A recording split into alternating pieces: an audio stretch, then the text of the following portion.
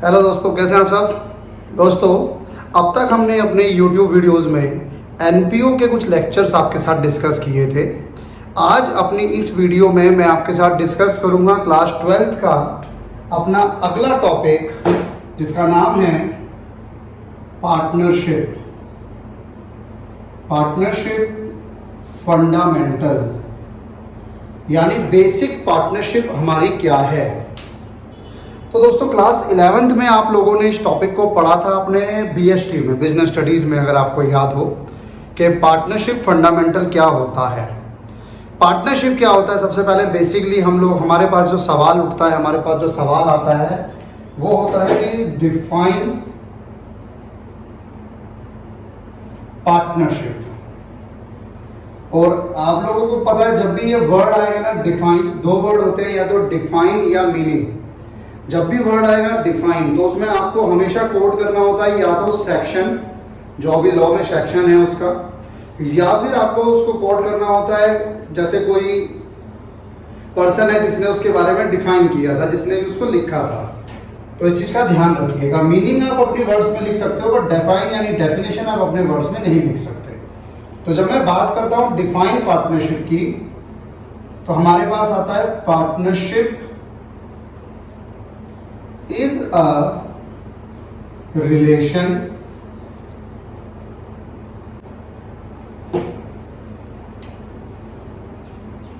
among persons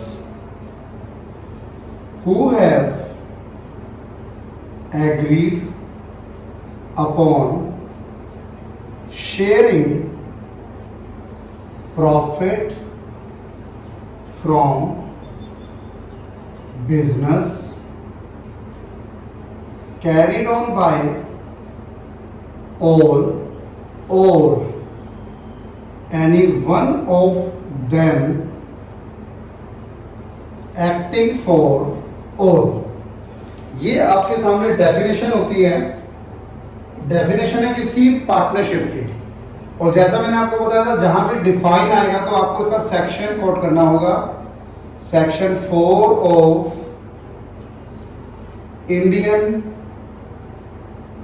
partnership act 1932। Indian partnership act 1932 में section 4 में इसकी डेफिनेशन आपको गिवन है, जिसके अकॉर्डिंग पार्टनरशिप क्या है। पार्टनरशिप एक रिलेशन है अमंग पर्सन्स। पार्टनरशिप बनाने के लिए कम से कम दो लोगों की जरूरत है। दो या उससे ज्यादा लोग पार्टनरशिप करेंगे, कम से कम दो लोग आपको चाहिए ही चाहिए।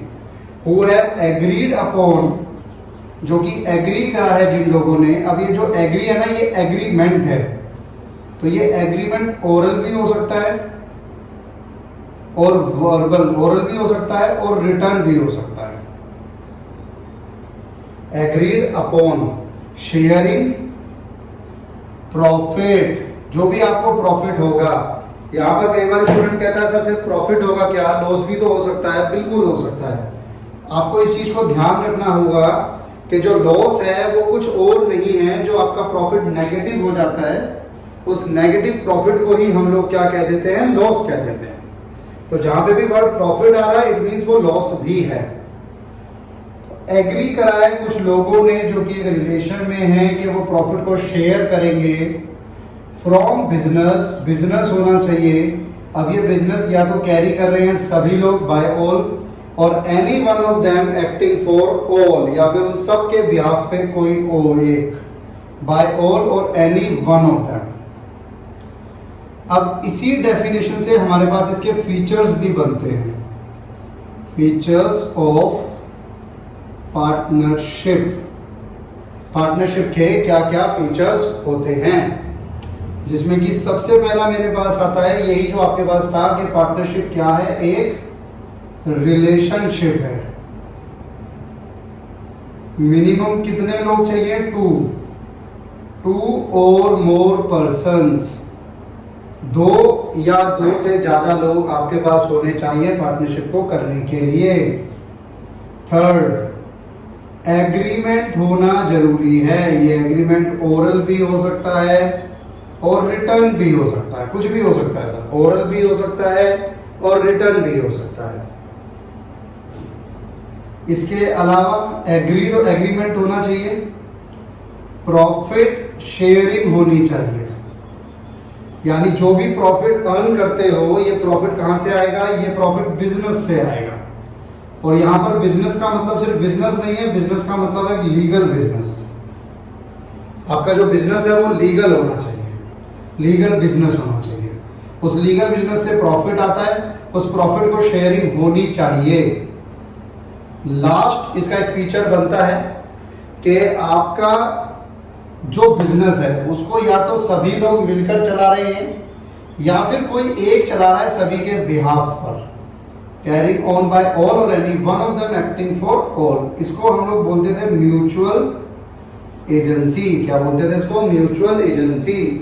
बेसिकली म्यूचुअल एजेंसी क्या है? म्यूचुअल एजेंसी है कि एक पार्टनर अपने खुद के लिए प्रिंसिपल कहलाता है और अपनी पार्टनरशिप फर्म का एजेंट कहलाता है। तो ये आपकी पार्टनरशिप की definition section 4 of Indian partnership act 1932, और ये आपके फीचर जो कि इसी डेफिनेशन से निकले हैं। बताइए, यहां तक आप लोगों को क्लियर होगा? थ्योरी पार्ट है, आप लोगों ने पहले भी पढ़ा हुआ है क्लास 11th में। अब इसके बाद मैं आपके साथ बात करता हूं जो अब तक मैं आपके साथ डिस्कस कर रहा था कि पार्टनरशिप ओरल भी हो सकती है और वर्बल भी हो सकती है। तो सर क्या पार्टनरशिप को रजिस्टर कराना जरूरी है? नहीं, इंडिया में पार्टनरशिप फर्म की रजिस्ट्रेशन एज सच कंपल्सरी नहीं है। लेकिन अगर आप पार्टनरशिप फर्म को रजिस्टर नहीं कराते हो तो उसमें कुछ डिसएडवांटेजेस हैं जो आपको फेस करने पड़ सकते हैं। जैसे मैं एक एग्जांपल आपको बताता हूं। कल को आपने किसी को माल बेचा, वो आपके पैसे नहीं दे रहा, क्या आप उस पर केस कर सकते हो? अगर आपकी फर्म अनरजिस्टर्ड है, पार्टनरशिप फर्म अनरजिस्टर्ड है, तो आप उस पर्सन पे केस नहीं कर सकते अपने पैसे रिकवरी के लिए। वाइस वर्सा करो, आपने माल उधार पे खरीदा था, आप पैसे नहीं दे रहे, अब क्या आप अपनी फर्म को आप जो पैसे नहीं दे रहे, सामने वाला पर्सन आप पे केस कर सकता है? यस, वो आप पे केस कर सकता है। तो सबसे बड़ा डिसएडवांटेज क्या है कि आप किसी और को स्यू, पार्टनर्स के अलावा आप किसी और को स्यू नहीं कर सकते, आप उन पे केस नहीं कर सकते। कब? अगर आपकी पार्टनरशिप फर्म अनरजिस्टर्ड है, अगर आपकी पार्टनरशिप फर्म अनरजिस्टर्ड है। बिल्कुल ठीक सर, समझ गए हम यहाँ तक। अब मैं आपके साथ बात करता हूं कि एग्रीमेंट ओरल भी हो सकता है और रिटर्न भी हो सकता है। तो जो एग्रीमेंट रिटर्न होता है उसको हम लोग क्या कहते हैं? याद है आप लोगों को? आपने पढ़ा था 11th क्लास में, एक टॉपिक होता था आपके पास partnership deed. Basically partnership deed क्या है? पार्टनरशिप डीड एक रिटर्न एग्रीमेंट है। पार्टनरशिप डीड क्या है? पार्टनरशिप डीड एक रिटर्न एग्रीमेंट है। और ये रिटर्न एग्रीमेंट किस में होता है? Among partners. तो मैं कह सकता हूं a written agreement among partners carrying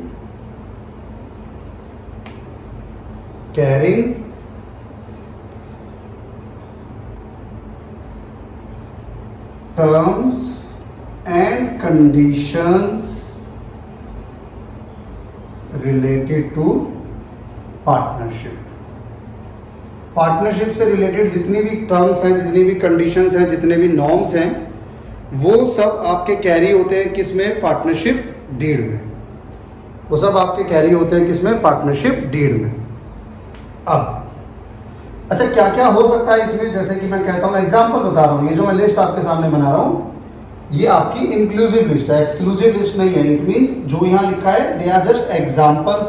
partnership deed में क्या क्या होगा? नेम ऑफ पार्टनर्स, इसके अलावा नेम ऑफ पार्टनरशिप फर्म, आपके बिजनेस का नाम। Third, address of partners and firm, firm का एड्रेस, आपकी पार्टनरशिप फर्म का एड्रेस, पार्टनर्स का एड्रेस, इसको आप कह सकते हैं। और क्या होगा इसके अलावा? और क्या हो सकता है पार्टनरशिप फर्म में? कैपिटल कंट्रीब्यूशन हो सकता है। किस पार्टनर ने कितना कैपिटल कंट्रीब्यूशन किया? Of partners. जो पार्टनर्स होते हैं वो क्या करते हैं? वो कैपिटल लगाते हैं। यानी जब बिजनेस स्टार्ट हुआ तो पार्टनर्स ने बिजनेस में अपनी फर्म में पैसा इन्वेस्ट किया, उसे नाम दिया जाता है क्या? Capital contribution. अब जो कैपिटल पार्टनर लगाते हैं उस कैपिटल पर उनको क्या मिलेगा? उनको मिलेगा इंटरेस्ट। उसे कहा जाता है इंटरेस्ट ऑन कैपिटल। और क्या हो सकता है इसमें? इसमें यह भी लिखा होता है कि ड्रॉइंग पावर्स क्या हैं ऑफ पार्टनर्स। क्या पार्टनर्स बिजनेस में से पैसा निकाल सकते हैं? क्या पार्टनर्स बिजनेस में से पैसा निकाल के अपने घर ले जा सकते हैं, अपने पर्सनल यूज में इस्तेमाल कर सकते हैं? अगर कर सकते हैं तो कितने अमाउंट तक विड्रॉ कर सकते हैं? उसे कहते हैं ड्रॉइंग पावर्स ऑफ पार्टनर। अगर वो ड्राइंग करेंगे तो उस पर उनको इंटरेस्ट देना पड़ेगा, इंटरेस्ट ऑन ड्राइंग। और क्या होगा इसके अलावा? और क्या हो सकता है? और पावर्स या राइट्स ऑफ पार्टनर्स और ड्यूटीज, या हम कह सकते हैं लाइबिलिटीज ऑफ पार्टनर्स। पार्टनर्स की जो ड्यूटीज होंगी या लाइबिलिटीज क्या क्या हैं वो इसमें लिखी होंगी। Type of partnership. बेसिकली ना पार्टनरशिप के टाइप से मेरा मतलब है, कई बार पार्टनर्स ऐसी पार्टनरशिप बनाते हैं जिसको वो जब मर्जी आए, जब उनका दिल करे वो उसको खत्म कर सके, उसको कहा जाता है पार्टनरशिप एट विल। और कई बार पार्टनर्स पार्टनरशिप फर्म ऐसी बनाते हैं जहां पर वो लोग एक फर्म क्रिएट करते हैं एक पर्टिकुलर पर्पस के लिए या एक पर्टिकुलर टाइम पीरियड के लिए, कि जब वो टाइम पीरियड खत्म हो जाएगा तो फर्म ऑटोमेटिकली खत्म हो जाएगी, या जब वो पर्पस जिसके लिए हमने बनाया है वो पर्पस खत्म हो जाएगा तो फर्म ऑटोमेटिकली खत्म हो जाएगी। तो ये होता है टाइप ऑफ पार्टनरशिप। जो अपनी मर्जी से खत्म करते हैं उसको कहते हैं पार्टनरशिप एट विल। तो वो एक टाइप ऑफ पार्टनरशिप है। और कुछ भी हो सकता है क्या? होने को तो और भी बहुत कुछ हो सकता है। ये मैंने कुछ एग्जाम्पल आपके सामने रखे हैं। अच्छा, इसके अलावा अगर मैं बात करूं और क्या हो सकता है? सैलरी के बारे में लिखा होगा, सैलरी ऑफ पार्टनर, क्या पार्टनर को सैलरी दी जाएगी। और क्या लिखा होगा इसमें? बहुत इंपॉर्टेंट पॉइंट हम छोड़ दिया हमने, प्रॉफिट शेयरिंग रेशियो के बारे में लिखा होगा कि पार्टनर्स की आपस में प्रॉफिट शेयरिंग रेशियो क्या रहेगी। और क्या हो सकता है sir? Salary, profit, interest on capital, interest on drawing. Loan के बारे में भी लिखा हो सकता है कि कोई पार्टनर किसी को लोन दे सकता है कि नहीं ले सकता है। पावर में आ जाता है कि क्या कोई पार्टनर फर्म के नाम से काम कर सकता है कि नहीं कर सकता है। तो ये सारे आपके पास आइटम्स हैं जो कि कवर होंगे। तो बेसिकली अब तक मैंने आपके साथ डिस्कस किया है, एक तो पार्टनरशिप, पार्टनरशिप की डेफिनेशन, पार्टनरशिप के फीचर्स, और एक मैंने आपके साथ डिस्कस किया है पार्टनरशिप डीड, कि पार्टनरशिप डीड क्या है और उसमें क्या क्या होता है। और मैंने पहले भी आपके साथ डिस्कस किया, अभी मैं दोबारा आपको बता रहा हूँ, कोई ज़रूरी नहीं है भारतवर्ष में पार्टनरशिप फर्म को रजिस्टर कराना ही कराना है, आपकी मर्जी है। लेकिन अगर आप अनरजिस्टर्ड पार्टनरशिप फर्म रन करते हो तो उसमें आपके डिसएडवांटेजेस हैं। उसमें से एक डिसएडवांटेज मैंने आपके साथ इसी वीडियो में डिस्कस किया था। ठीक है जी।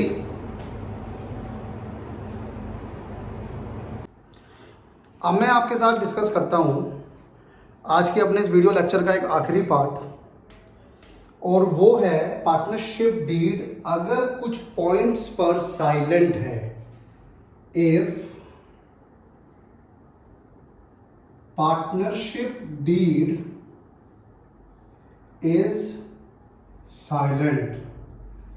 साइलेंट का मतलब क्या है? साइलेंट का मतलब है बेसिकली, देखो पार्टनरशिप डीड क्या है कि पार्टनरशिप डीड में लिखा होता है कि ऐसा होगा तो ये होगा, प्रॉफिट शेयरिंग रेशियो ये होगी, इंटरेस्ट ऑन कैपिटल 8% मिलेगा या 9% मिलेगा। अगर कोई पार्टनर ड्राइंग करता है तो उस पर इंटरेस्ट चार्ज होगा 5%, 6% जो भी है।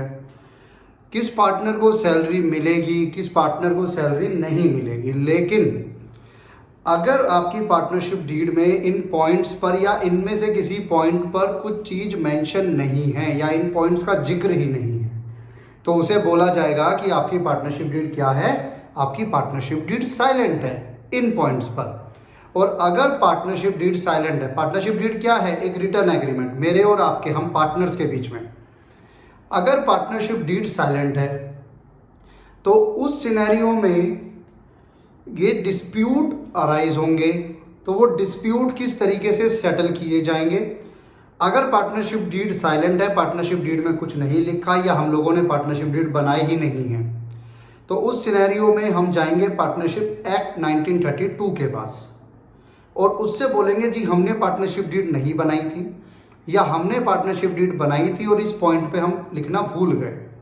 तो कृपया कर आप बताइए कि हमको किस तरीके से अपने डिस्प्यूट को सेटल करना होता है या कर सकते हैं। तो पार्टनरशिप एक्ट 1932 हमारी हेल्प करेगा, जिसमें कि सबसे पहला पॉइंट होता है प्रॉफिट शेयरिंग रेशियो को लेकर। हर पार्टनरशिप डीड में ना लिखा होता है, पार्टनरशिप डीड है हमारे पास, इस पार्टनरशिप डीड में लिखा हुआ है, सारे पॉइंट्स लिखे हुए हैं, उसमें से एक पॉइंट है PSR विल बी क्या, मान लो यहां लिख दिया PSR विल बी 3:1, यानी 3:1 के रेशियो में आप प्रॉफिट को डिवाइड करेंगे। अगर ये लिखा हुआ है तो हम ये नहीं कह सकते कि partnership deed is silent on PSR। लेकिन अगर ये लिखा नहीं है या मैं कहता हूं ये पूरी लाइन ही नहीं लिखी, पार्टनरशिप डीड में नंबर ऑफ थिंग्स लिखी थी, नंबर ऑफ कंडीशंस लिखी थी, लेकिन प्रॉफिट शेयरिंग क्या रहेगी ये आपको गिवन नहीं है। तो अगर ये आपको गिवन नहीं है तो उस केस में क्या होगा? मान लो दो पार्टनर हैं, एक एक्स और एक वाई। एक्स ने कैपिटल लगाई 5 CR, वाई ने कैपिटल लगाई 5 लाख।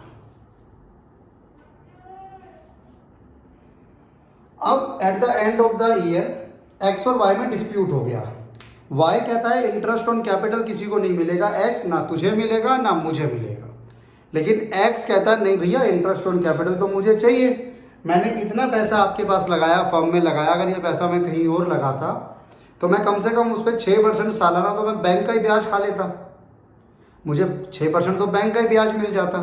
लेकिन क्योंकि वो पैसा मैंने वहाँ नहीं लगाया, बैंक के पास सबमिट करा, बैंक के पास सबमिट नहीं करा, फर्म में इंट्रोड्यूस किया, तो फर्म से भी मैं एक्सपेक्टेशन रखता हूँ कि मुझे कम से कम 6% ब्याज दे।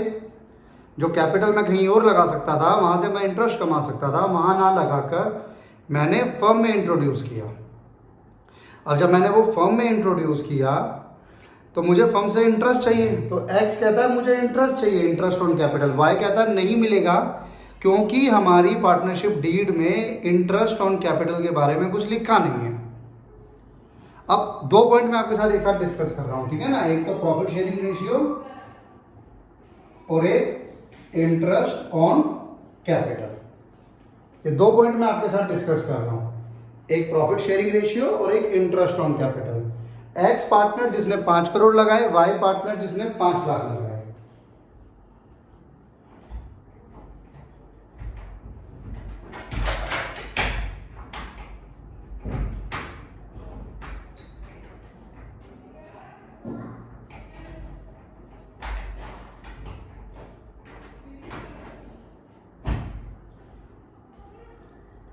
एक्स कहता है रेशियो रखो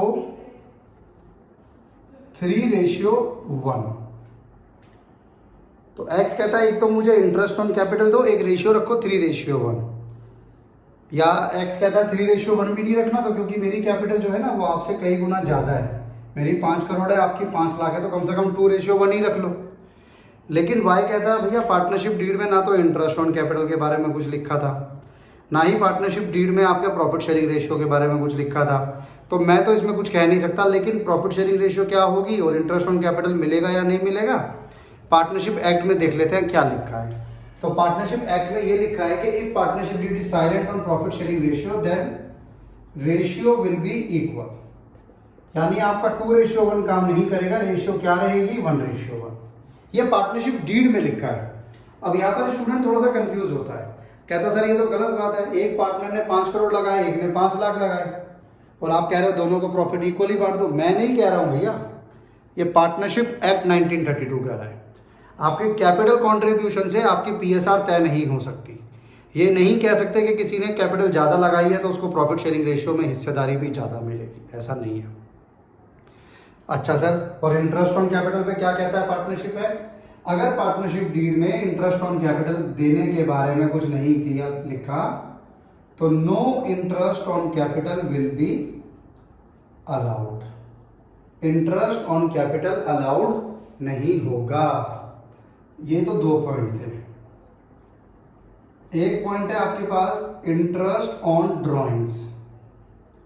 देखो ये भी मैं आपको एक बार क्लियर कर देता हूं। ये है आपकी पार्टनरशिप फर्म और ये हैं आपके सो कॉल्ड पार्टनर्स।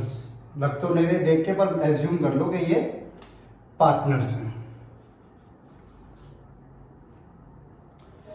अब इन पार्टनर्स ने क्या किया हुआ है? इन पार्टनर्स ने स्टार्टिंग में कैपिटल लगाई थी।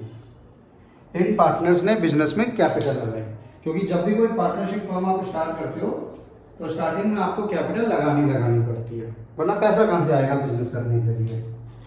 तो इन्होंने कैपिटल लगाई। तो जब ये कैपिटल लगाते हैं तो इस कैपिटल पे इनको क्या मिलता है? Interest on capital. ये इंटरेस्ट ऑन कैपिटल किसने दिया? फर्म ने दिया। किसको दिया? पार्टनर्स को।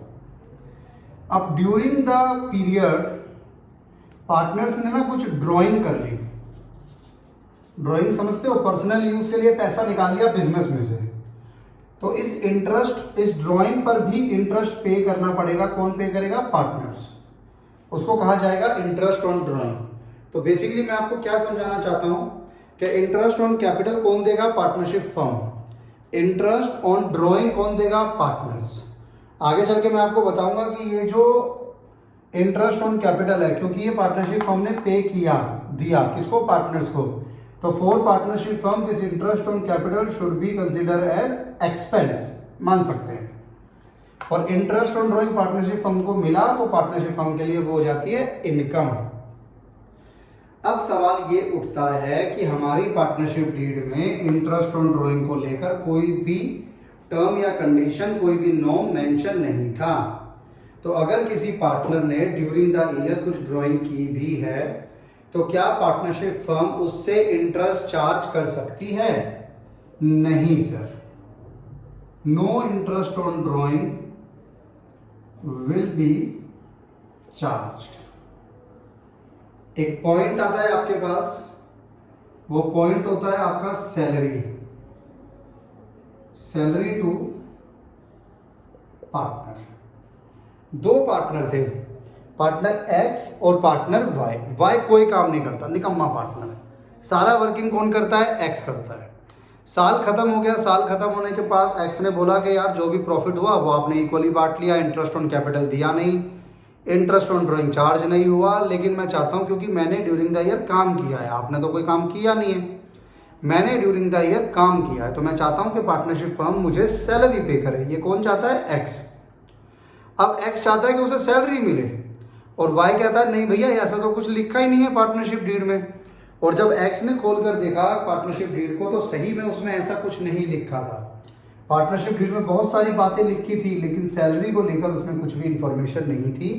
और यहां मैं बात कर रहा हूं सैलरी टू पार्टनर, एम्प्लॉय वाली सैलरी नहीं, वो तो जाएगी, उसके लिए थोड़ी लिखना है। पार्टनरशिप डीड में क्या लिखा होता है? Conditions among partners. Salary to partner देनी है कि नहीं देनी है वो डीड में नहीं लिखा। तो कहां चले? एक्ट के पास चलते हैं। एक्ट में क्या लिखा है? No salary will be allowed to partner. Partner को कोई सैलरी पे नहीं की जाएगी। अब तक मैंने आपके साथ 4 पॉइंट डिस्कस किए। सबसे पहला प्रॉफिट शेयरिंग रेशियो।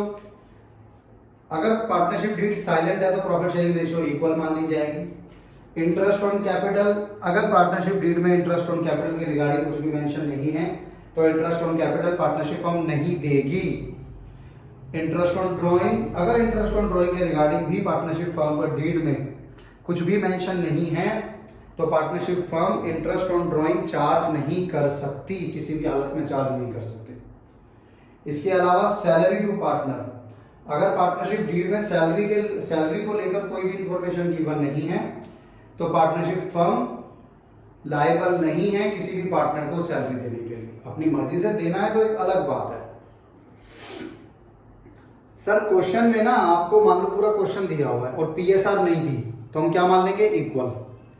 पूरा क्वेश्चन है आपके पास, उस क्वेश्चन में आईओसी के बारे में कोई इंफॉर्मेशन नहीं है तो हम क्या एज्यूम करेंगे कि हमें आईओसी पे नहीं करनी।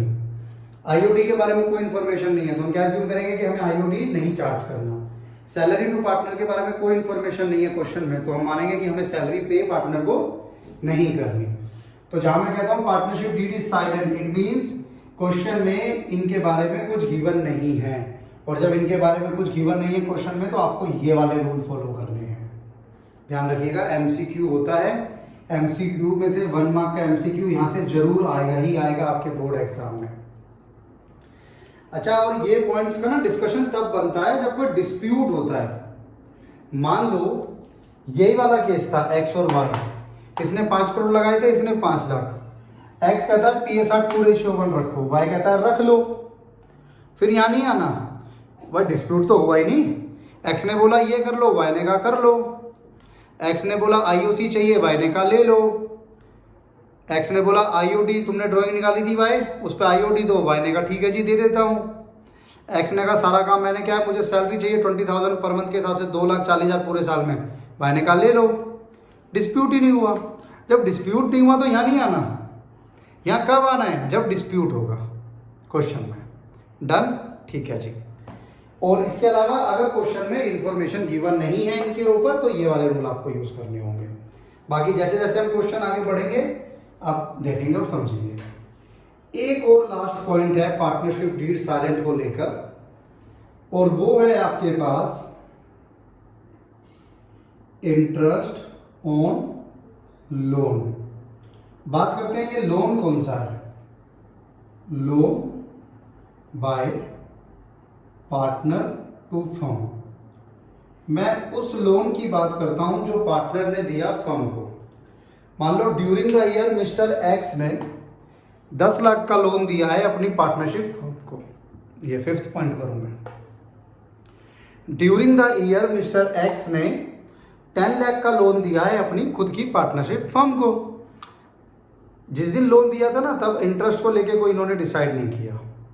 बाद में पार्टनरशिप डीड को देखा उठा के तो उसमें पाया कि इंटरेस्ट अगर कोई भी पार्टनर लोन देता है तो उसके इंटरेस्ट देना है कि नहीं देना है, पार्टनरशिप डीड में उसके बारे में कुछ लिखा भी नहीं है। अब एक्स कहता है भाई मेरे को तो यार 8% चाहिए, वाई कहता है नहीं यार मैं तो नहीं दे सकती, फर्म नहीं देगी आपको क्योंकि फर्म की पार्टनरशिप डीड में ऐसा कुछ मेंशन ही नहीं है, तो हम तो आपको लोन पर इंटरेस्ट नहीं देंगे। लेकिन एक्स क्या कह रहा है कि मुझे इंटरेस्ट चाहिए। डिस्प्यूट हो गया, डिस्प्यूट हुआ तो किसके पास पहुंचे हम, पार्टनरशिप एक्ट के पास पहुंचे। एक्स कह रहा है 8% ब्याज चाहिए, वाई कहता है 8% छोड़ो ब्याज दूंगा ही नहीं। पार्टनरशिप एक्ट कहता है सर ब्याज तो देना पड़ेगा, 6% per annum interest on loan should be provided. तो यहां पर थोड़ा सा फायदा हुआ मिस्टर एक्स का, जिसने लोन दिया था उसको 6% का इंटरेस्ट मिला। अब यहां पर स्टूडेंट कहता है कि सर यहां पर ऐसा क्यों, जब इंटरेस्ट ऑन कैपिटल नहीं दिया, इंटरेस्ट ऑन ड्राइंग चार्ज नहीं किया, सैलरी भी नहीं दी, तो लोन में ऐसी क्या खास बात है। खास बात है क्योंकि जब कोई पार्टनर लोन देता है तो वो कभी भी लोन पार्टनर की कैपेसिटी में नहीं देता। कैपिटल उसने पार्टनर की कैपेसिटी में दी, ड्राइंग उसने पार्टनर की कैपेसिटी में की, सैलरी के लिए जो वो राइट था उसका वो भी एज अ पार्टनर था। लेकिन जब कोई पार्टनर लोन देता है उस समय उसको पार्टनर कंसीडर नहीं करती पार्टनरशिप एक्ट 1932। यानी मैंने कैपिटल लगाई 5 लाख और मैंने लोन भी दिया फर्म को 1 लाख। मेरी कंपनी, मेरी पार्टनरशिप फर्म डूब रही है, पहले मेरी कैपिटल चुकाई जाएगी या मेरा लोन। सबसे पहले आउटसाइडर का पैसा चुकाया जाएगा, उसके बाद मेरा लोन, उसके बाद मेरी कैपिटल। यानी किसी भी पार्टनर की कैपिटल देने से पहले पार्टनर का लोन वापस किया जाता है। तो partner loan has a preferential right over partner capital, क्योंकि जब पार्टनर कोई लोन देता है तो उसको पार्टनर नहीं दे रहा ऐसा माना जाता है, उसको कोई आउटसाइडर दे रहा है ऐसा माना जाएगा। तो इस चीज़ को जरूर ध्यान रखिएगा। Interest on drawing will not be charged, interest on capital will not be allowed, salary will not be given, profit sharing ratio must be equal, but interest on loan should be provided at the rate of 6% per annum to the partner who has granted loan to the firm। तो basically मैंने अभी तक आपके साथ जो discuss किया था वो था पार्टनरशिप की definition section 4 of Indian partnership act 1932। फिर मैंने थोड़ा सा पार्टनरशिप डीड के बारे में पढ़ा, और पार्टनरशिप डीड अगर साइलेंट है या क्वेश्चन में नहीं दिया तो क्या रूल्स अप्लाई होंगे। अपने नेक्स्ट वीडियो लेक्चर में मैं आपके साथ डिस्कस करूंगा पार्टनरशिप के ऊपर, पार्टनरशिप में अकाउंट कौन से बनते हैं, क्या फॉर्मेट होता है, और एक आधा टॉपिक हम लोग स्टार्ट करेंगे। आज का हमारा लेक्चर मैं यहीं फिनिश करूंगा। आपको अच्छा लगा हो तो प्लीज़ शेयर कीजिएगा, लाइक कीजिएगा, सब्सक्राइब कीजिएगा। जितने ज़्यादा दोस्तों के साथ आप शेयर करेंगे उसमें आपका भी भला, आपको पुण्य मिलेगा, हमारा भी भला। चलिए जी, आज के लिए थैंक यू। मिलते हैं अपने नेक्स्ट लेक्चर में। Thank you.